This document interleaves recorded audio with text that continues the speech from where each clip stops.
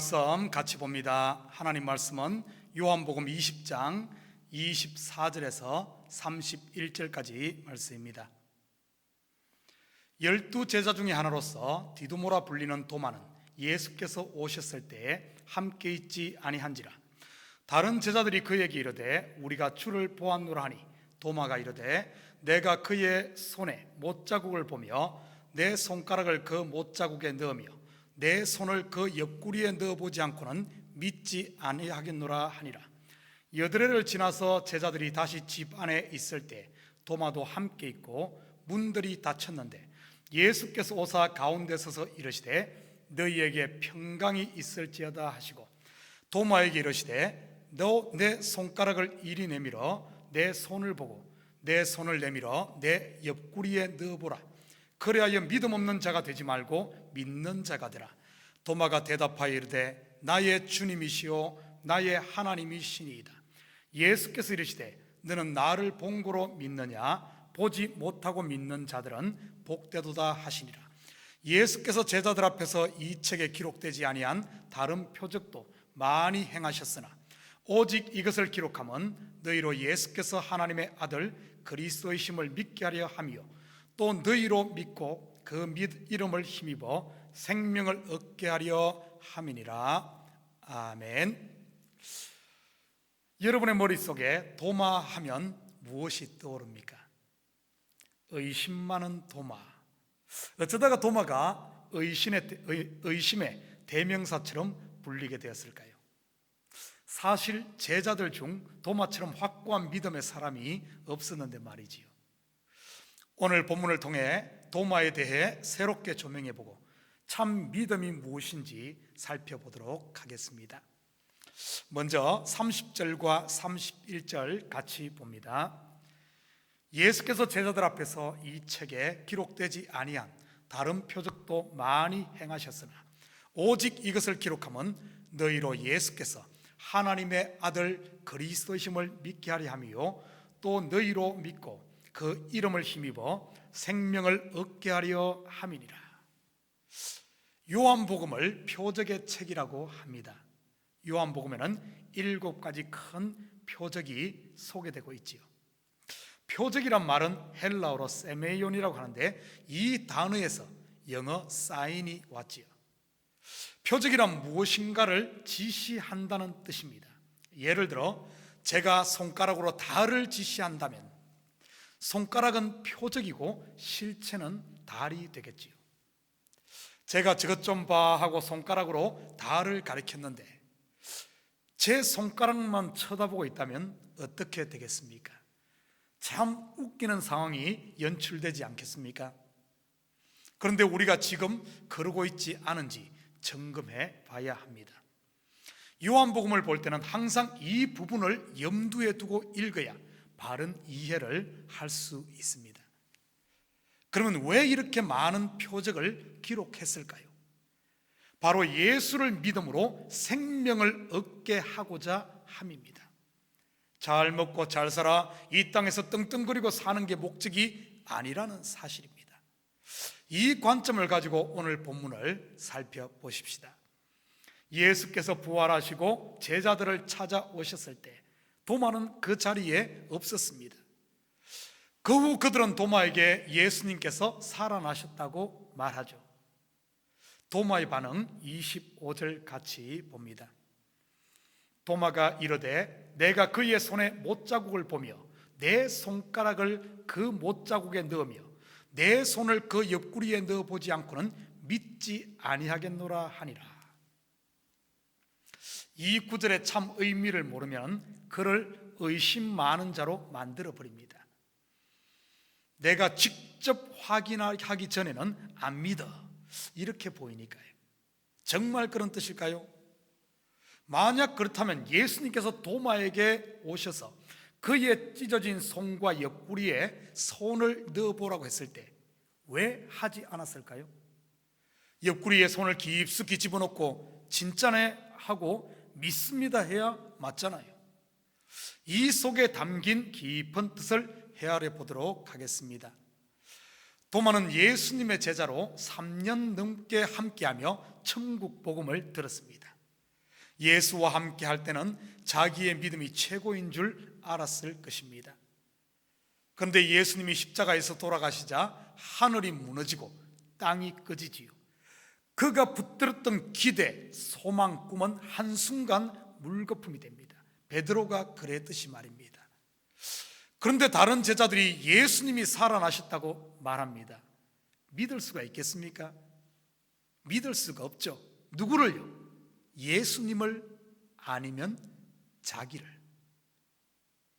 성도 여러분, 이 말은 예수님의 부활을 못 믿고 의심한다는 뜻이 아닙니다.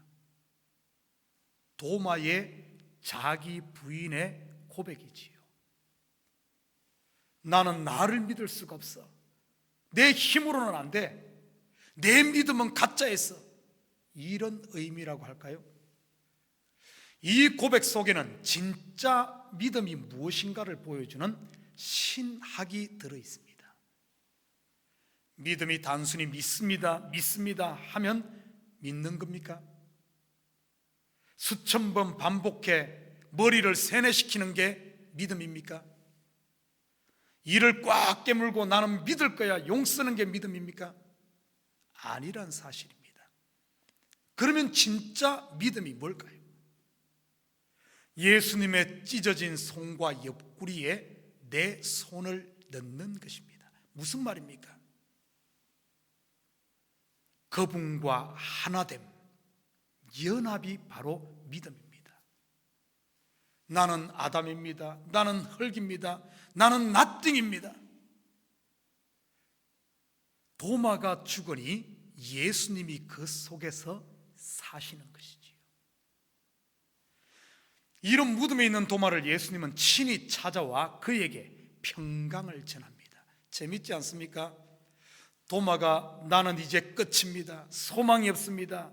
이렇게 말하는데 예수님은 오히려 평강을 이야기합니다. 평강이 있을지어다. 하나님의 평강은 언제 오는 줄 압니까? 바로 내가 죽을 때, 내가 부인될 때, 그때 예수의 참 생명이 내 속에 들어와 참 믿음이 들어와 참된 평화가 온다는 사실이지. 27절 같이 봅니다. 도마에게 이르시되 내 손가락을 이리 내밀어 내 손을 보고 내 손을 내밀어 내 옆구리에 넣어보라. 그리하여 믿음 없는 자가 되지 말고 믿는 자가 되라. 자기에게서 난 가짜 믿음 내려놓은 도마에게 예수님은 찾아오십니다. 그리고는 내 손 여기 있다. 내 옆구리 여기 있다. 예수님이 도마를 잡아주십니다. 이것을 위로부터 난 믿음이라고 합니다. 예수님은 왜 굳이 옆구리에 도마의 손을 넣으라고 했을까요? 창세기 2장 21절에서 22절 같이 봅니다.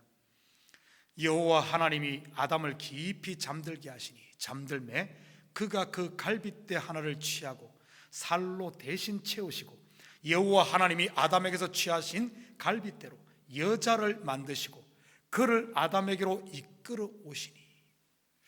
좀 유치해 보이지 않나요? 갈빗대 꺼내서 여자 만들었다는 게. 성경은 절대 유치한 이야기가 아닙니다. 하나님의 구원 계획의 비밀을 담고 있죠. 조금만 깊이 살펴볼까요? 아담은 그리스도의 예표요, 그가 잠들면 죽음을 말합니다. 아담의 옆구리가 찢기고 갈빗뼈로 하와를 만듭니다. 예수님이 십자가에 달리시고 옆구리가 찢겨짐으로 그의 신부된 교회, 바로 저와 여러분이 탄생함을 뜻하지요. 그리고 예수님의 옆구리에서 피와 물이 쏟아집니다. 피는 죽음을, 물은 생명을 의미하지요. 예수님의 죽음과 부활을 통해 내가 탄생한다는 뜻입니다. 내 손을 내밀어 내 옆구리에 넣어보라. 도마에게 말씀하십니다. 넣어보라는 말은 곧 동참하라는 뜻이지요. 마가복음 8장 34절에서 35절 같이 봅니다. 무리와 제자들을 불러 이르시되 누구든지 나를 따라오리거든 자기를 부인하고 자기 십자가를 지고 나를 따를 것이니라. 누구든지 자기 목숨을 구원코자 하면 잃을 것이요 누구든지 나와 복음을 위하여 자기 목숨을 잃으면 구원하리라. 부활한 도마에게 주시는 새 사명입니다. 베드로에게 내 양을 먹이라, 내 양을 치라, 내 양을 먹이라 했듯이 말입니다. 그리고 찢어진 옆구리는 네가 나온 곳이 바로 여기다, 이런 의미지요. 예수님의 죽음과 부활을 통해 도마가 거듭난다는 이 거듭남의 비밀을 이야기합니다. 성경의 비밀, 구원의 비밀, 믿음의 비밀이 이 일로 말미암아 도마에게 확 풀려지는 순간입니다. 도마가 말씀에 눈이 열린 것이지요. 도마가 손을 내밀어 예수님 못자국 난 손을 만졌을까요? 옆구리에 손을 집어넣었을까요? 성경에는 어디에도 그랬다는 표현이 없습니다. 못자국 난 예수님의 손에, 창자국 난 예수님의 옆구리에 손을 넣어보지 않고는 못 믿겠다던 도마 아니었습니까? 이제 확실히 만져보고 확실히 믿어야 하지 않을까요? 그런데 도마는 그렇게 하지 않았습니다. 우리 성경 한번 봅니다. 요한복음 15장 4절 같이 봅니다. 내 안에 거하라, 나도 너희 안에 거하리라. 가지가 포도나무에 붙어 있지 아니하면 스스로 열매를 맺을 수 없음같이 너희도 내 안에 있지 아니하면 그러하리라. 그의 눈이 열리니 만질 필요도 잡을 필요도 없어진 것이지요. 그분이 나를 붙들고 계시니 내 힘 빼고 그분께 맡기면 됩니다. 그분이 내 속에 계시니 내 왕좌를 내어드리면 되는 것이지요. 28절 같이 봅니다. 도마가 대답하여 이르되 나의 주님이시요 나의 하나님이시니이다. 어디서 많이 들어본 고백 아닙니까? 요한복음 1장 49절입니다. 나다나엘이 대답하되 랍비여 당신은 하나님의 아들이시요 당신은 이스라엘의 임금이로소이다. 네가 무화과나무 아래에 있을 때 내가 보았노라. 예수님이 찾아와서 나다나엘에게 말씀하시죠. 나다나엘은 무화과나무 아래에서 무엇을 했길래 예수님의 이 한 말씀에 이런 고백이 나왔을까요? 여러분, 당시 유대인들은 무화과나무 아래에서 말씀을 배우고 묵상했습니다. 예수님이 오셔서 나다나엘의 말씀의 눈을 열어준 것이지요. 다메섹 도상에서 빛으로 오신 예수님이 바울의 눈에서 비늘을 벗겨준 것처럼 말이죠. 말씀이 믿어집니까? 말씀이 들립니까? 이것이 나에게서 난 것이 아니라 하나님의 은혜인 줄 믿습니다. 마지막으로 29절 같이 봅니다. 예수께서 이르시되 너는 나를 본고로 믿느냐? 보지 못하고 믿는 자들은 복되도다 하시니라. 자꾸 따지지 말고 그냥 믿으라는 말일까요? 무조건 믿습니다 하는 게 복이란 뜻일까요? 아닙니다. 오히려 나로부터 난 믿음으로는 안 된다는 뜻입니다. 복된 믿음은 하나님의 손에 붙들리는 것이 진짜라는 뜻이지요. 이 사람만이 참된 평강이 있고 자유함이 있습니다. 위로부터 난 믿음이 아니면 환난을 이기지 못합니다. 좋을 때, 내가 힘 있을 때는 하나님을 내가 꽉 붙들고 있는 것 같아 좋은 믿음 가진 사람처럼 보일 수 있습니다. 그러나 환난의 때가 되면, 내가 약해지면, 내가 힘이 빠지면 더 이상 잡고 있을 수가 없죠. 그러나 예수님으로부터 난 믿음, 위로부터 난 믿음, 그분께 붙들린 사람은 그분이 이기셨기에 능히 환난을 이기고도 남습니다.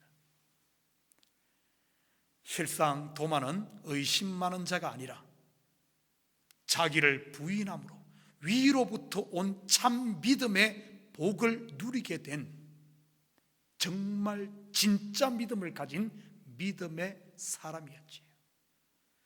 사랑하는 성도 여러분, 오늘 하루도 나를 붙들고 있는 그분의 손을 보므로 여러분 마음에 평강이 있고 자유함이 있고 여러분 입에는 찬송과 감사가 있는 복된 하루 되시기를 주님의 이름으로 부탁드립니다.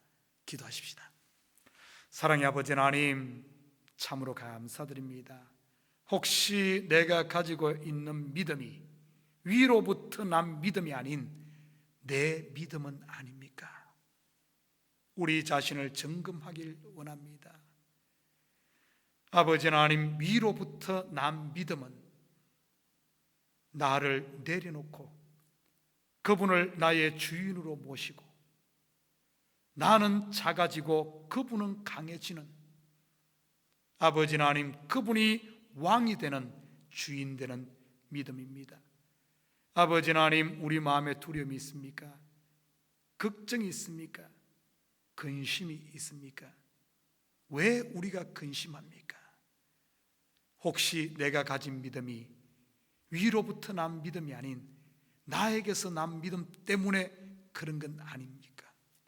하나님, 이 환난의 때를 통하여 우리의 믿음을 다시 한 번 더 아버지 점검하게 하시고 무너져 없어질 옛 믿음, 엉터리였다면 하나님, 이제는 이런 것들 다 내려놓고 나를 부인하고 참 위로부터 오는 참 믿음을 가져 이 시대의 믿음의 거부가 되어지는 저희들 되게 하시고 이 환난을 능히 이기고도 남는 아버지 하나님, 그런 우리 성도들 되게 도와주시옵소서.